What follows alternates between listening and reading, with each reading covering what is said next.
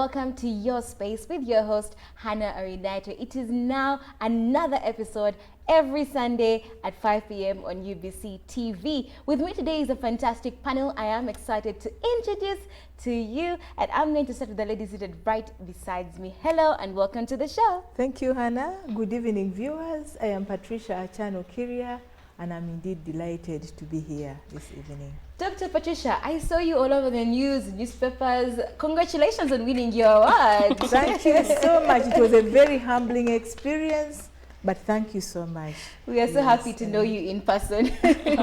Yes, hello and welcome to the show. Hi, Hannah. Thank you for having me. My name is Joel Sakwa, and I'm so happy that you are watching us today. Yes. Hi everyone, my name is Treslyn Ankunda, and I'm glad to be part of this discussion and this panel and Your Space.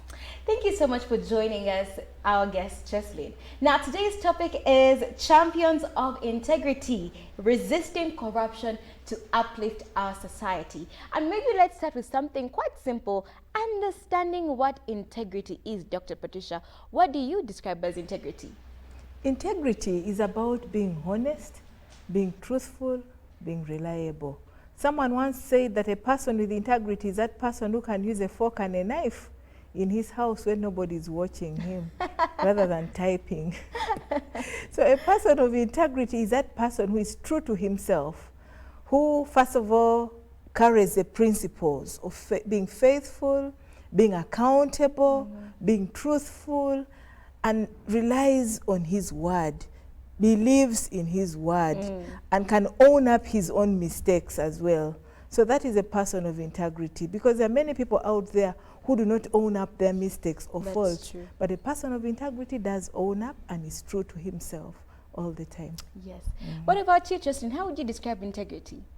Integrity to me would mean being naturally, having those principles that you attribute to, but you should not compromise them.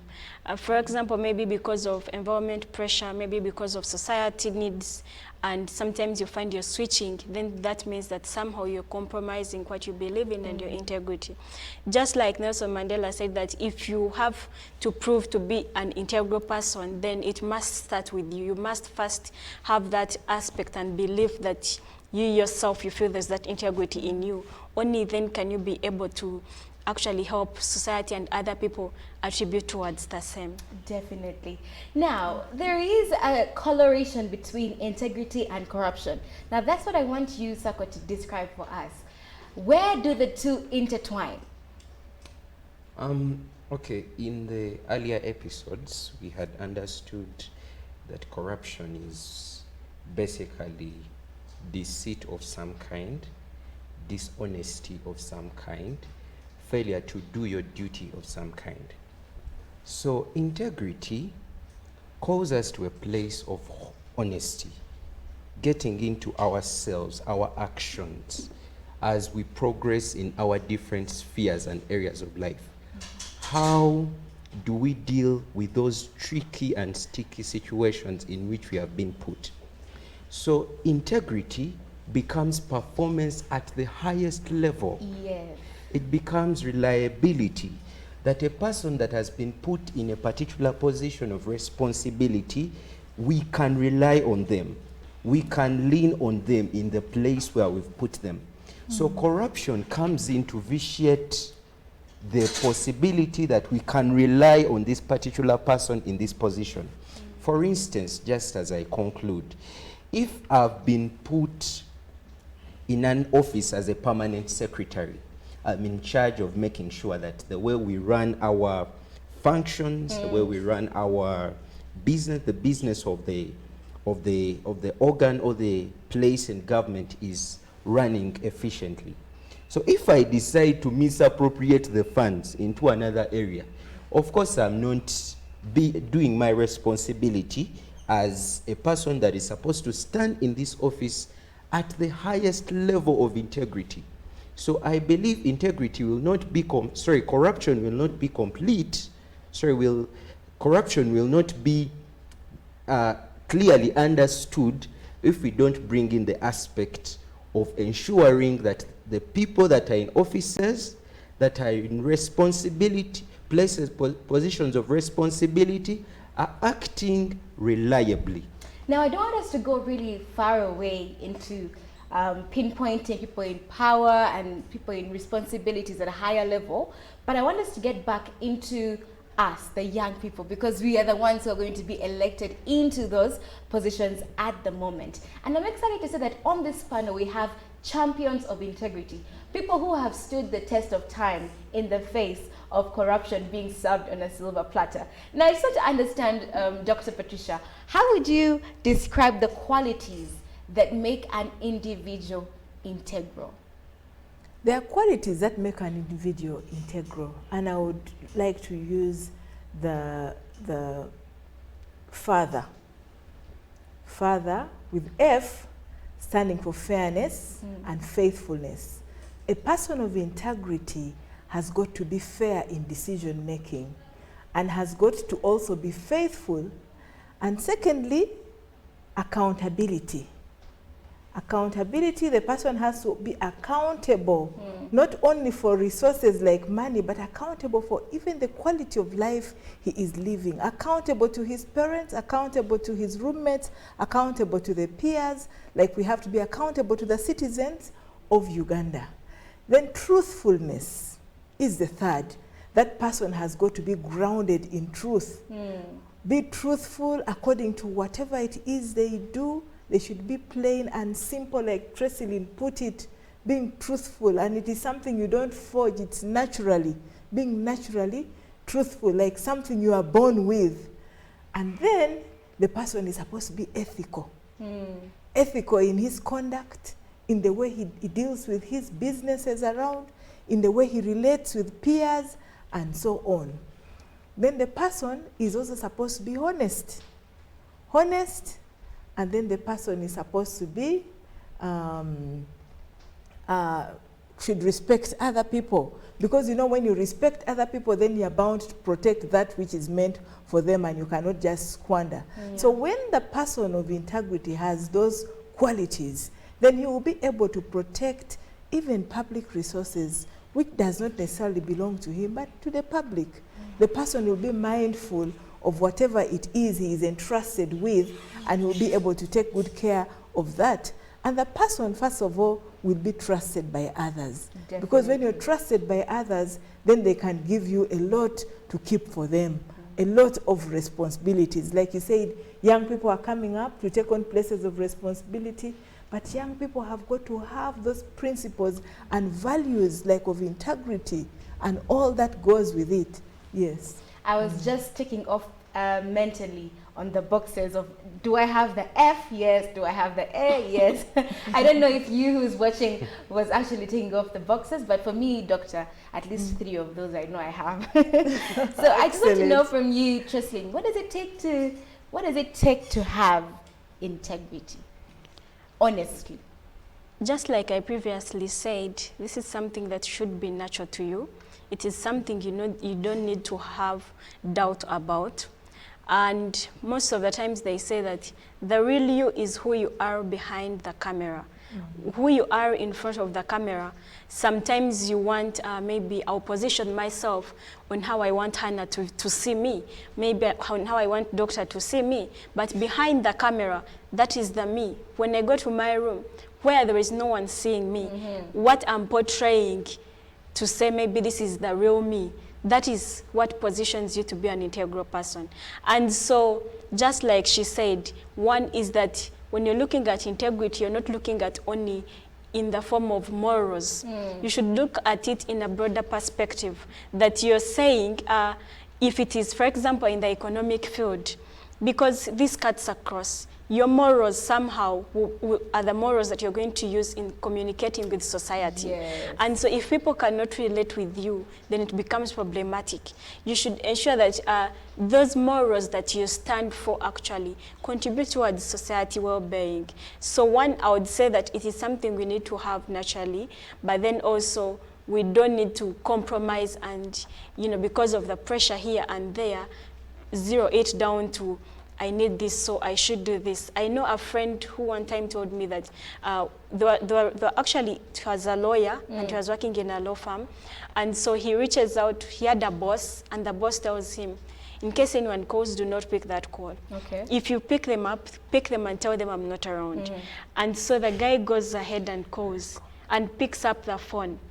And he's like, my boss is here, you can talk to him. What? He did otherwise. And so when the boss asks, why did you do that? And he says, you see, I cannot lie for you. And so the same way I cannot lie for you is that I can still not lie to you. Both. Very If I powerful. cannot lie for you, Very then powerful. I cannot lie to you. So you need to weigh true. you need to weigh a lot of things in the process, Yeah. that you still remain true to yourself amidst the Your controversies. friend was never fired? He was never fired, because the last statement, that the same way cannot lie for you is the same way actually cannot lie to you, it was like a reform process to the boss. I Very see where you're going. But Hannah, you note that it comes from character. Yeah. It comes from somebody's character and brings exactly who someone Is. is. Because no amount of title or medal or degree can substitute that. And it's also related to it contributes to somebody's reputation as well. Because if you have had a reputation, you have had a history of telling lies, and it catches up with you. Yeah, But sure. someone who is honest, like that example where you say, no, the phone is here, you say it yourself, rather than saying a lie on somebody's behalf. Yeah. I think that is a very, very important example and I'm lesson quite to learn. interested that Dr. Patricia and Jocelyn, you described this as a natural process. Maybe, Sako, you can dive us into this. So what happens if me, who is watching the show, right now I am not naturally, and I do not naturally have any sense of integrity in me? Are you trying to say that I am forever going to stay like that, full stop? Is there a chance for me to reform? Yeah, like they say sometimes that common sense is not so common to everyone. So we can allude the things that seem natural may not be necessarily natural to everybody. So the idea is that as we grow into the different avenues where we've been placed, we also have to develop into better persons. At least that is the assumption that when you are being maybe put in a certain position, you may not have done so well the first times, the initial instances. But as we proceed, you continue to grow. So it is, yes, it comes natural. For some people, it does come natural, but not for everybody that it will come natural. Some of us have to work on some excesses. Yeah, because you will notice that the introverts may find it difficult to be honest, because for them, naturally, their lives are inside and they don't want to bring them on the outside. So if you bring an introvert into your space, for instance, we are in a classroom environment, you have an introvert into your space, and you're giving them all these, putting them into all these positions of, oh, you have to tell me, you did this, you didn't tell me, how come you went there, you didn't call me? You mean you want to put all this pressure on this person, yet naturally they are not inclined to do what you want them to do. But you're going to allow me to disagree. I've written an article on my WordPress blog called Excuse Me Extrovert, Excuse Me Introvert, where in my perspective, I feel that the way we label ourselves and our personalities should never be an excuse for you to act a certain way. Just because you're an extrovert like myself, it doesn't mean that I'm going to enter church when everyone is praying and start to shout and scream out of the blue because Hannah is an extrovert. Yeah, totally. Totally. And that's exactly why we are having this conversation, because we believe people can change. So if we believe that the way you are born is the way you're going to stay, then we wouldn't have a conversation like this one. So I believe like the purpose, the focus, should be on helping people to change from who they have been to becoming a better person. Definitely. So that we understand the personalities of people, because personalities are real. We are not all born the same. So we understand the personalities of people and we help them, and not just bring a general assumption that the way this person has been born is the way they will be forever. Definitely. So if character and reputation is like gold, integrity is that gold mine. And therefore, character can be built and improved over time and time. Yeah. Even if someone had a bad character, poor upbringing, over time, he can change and improve and be a better person through mentorship, through nurturing, and all this that go with it. I remember having a friend of mine who used to use the statement of, but for me, that is just the way I am. And I used to tell them, no, that is not the way you are. Let's take a break. We're going to be right back.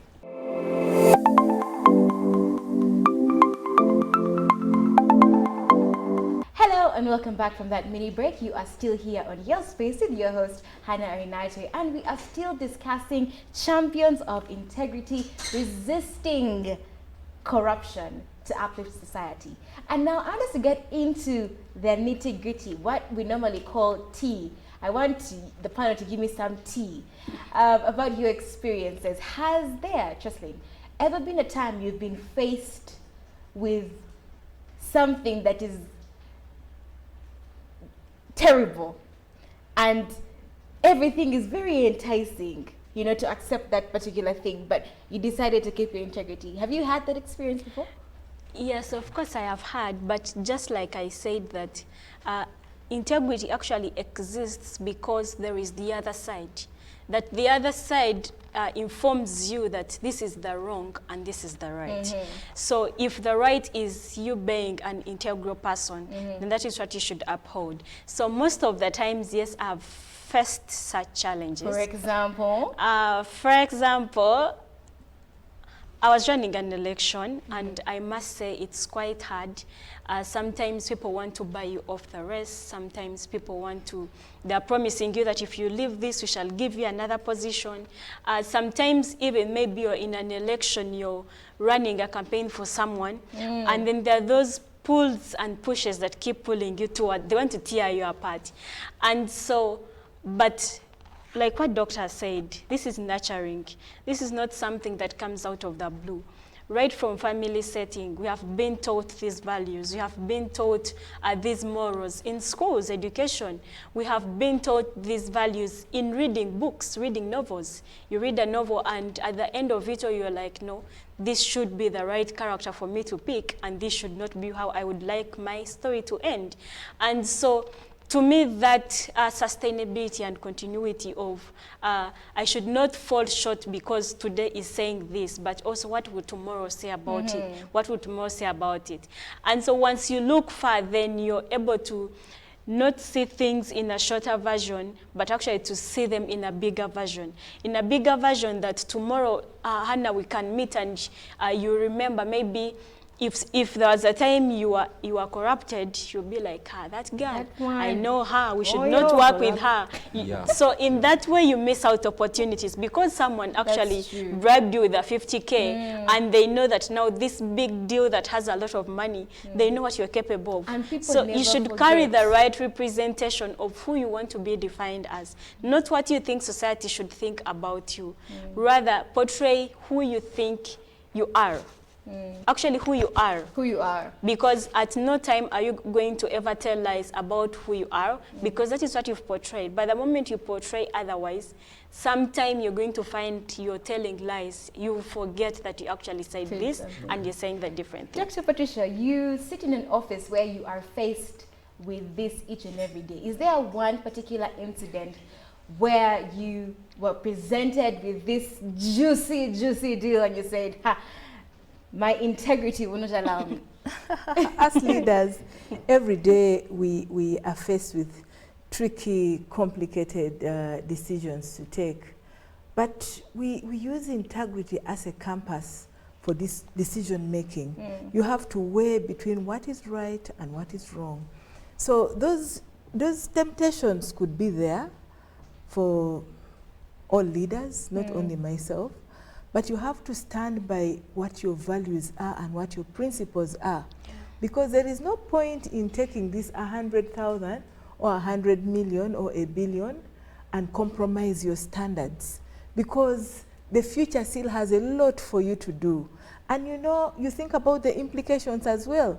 If I took that bribe, what implications does it have on the people I'm supposed to be representing, on the people I am leading out there? So it is very, very important for us to always weigh between that. But to tell you the truth, those opportunities have come, and sometimes they come and find you extremely broke also. And you have to weigh and say, no, but my principles say this, and say, no, take it off. This organization pays me very well, and I'm able to survive with what I have, because you have your principles and your standards. Because if you take the very person who has given it to you, will go out there and say, you know what, just go to that office, give her, she will accept that bribe and be able, because now then you will be compromising your standards. But as leaders, we are supposed to be leaders by example. We are supposed to demonstrate the ethical values and principles out there and show the citizens that we are honest, and the citizens will be able to trust us as we deliver services. Yes. Definitely. I think maybe one of the most memorable experiences where I was faced with something like that was also during my election, where they asked me to, of course, you know, you always have like a team of helpers in courts. So they told me, Hannah, now we need to pay somebody in the system to remove your opponent from the ballot paper, and you will win. Automatically you would win. And they kept telling me, this is not right. If I am meant to win, I am definitely going to win. Long story short, I won the election free and fair because of my integrity. Wow. So what about you, Sako? Have you faced any personal experience?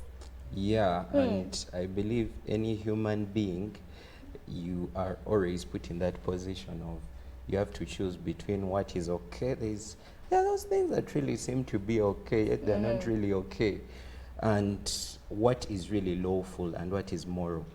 So in my moral compass, I believe my parents do really trust me a lot.